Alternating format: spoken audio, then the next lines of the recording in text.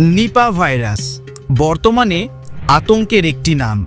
কিন্তু জানেন বন্ধুরা, এই নিপা ভাইরাস বাদুড় থেকে মানুষের মধ্যে ছড়ায়।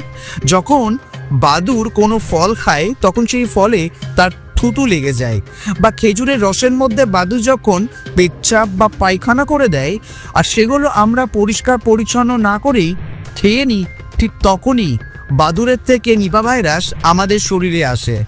এবার কোনো আক্রান্ত মানুষের থুতু বা রক্ত বা যে কোনো রকমের বডি ফ্লুইডসের সংস্পর্শে যখন সুস্থ মানুষ চলে আসেন তখন তিনিও নিপা ভাইরাসে আক্রান্ত হন।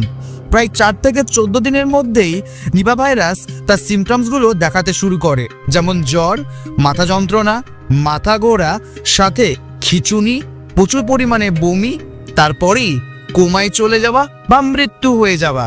কিন্তু আশ্চর্যের ব্যাপার হচ্ছে এই সমস্তগুলো প্রায় 24 থেকে 48 ঘন্টার মধ্যেই ডেভেলপ করে যায়।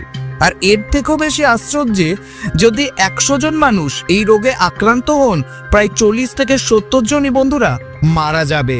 তবুও এই রোগের বিরুদ্ধে কোনো রকম ভ্যাকসিন বা পার্টিকুলার কোনো রকম ট্রিটমেন্ট নেই। তাই আমাদেরকে খুব শক্তভাবে এই ভাইরাসের এগেনস্টে লড়তে হবে, নিজেদেরকে ঠিক রাখতে হবে, আর সেই সব টিপস জানার জন্য আমাকে ফলো করতে হবে।